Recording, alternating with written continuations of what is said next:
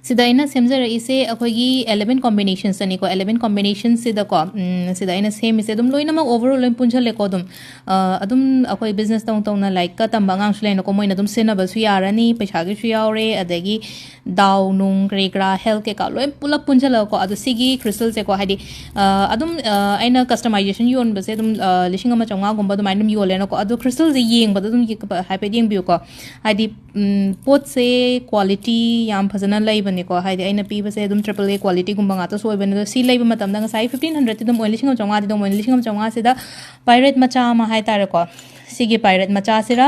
natraga ama ko black tourmaline macha ma hai tare ko black tourmaline macha ma dum aina hapcha ge ko ado si so order to birak pa yara ni ko haidi amma ani si manung da ama dum lobi ba no ai pirate lai re do black tourmaline lor ge handak ti ado maina hapiro on haira ko ado si da sigi bracelet is limited stock ni ko yamna keno to body oide order to birak pa ya ni ko si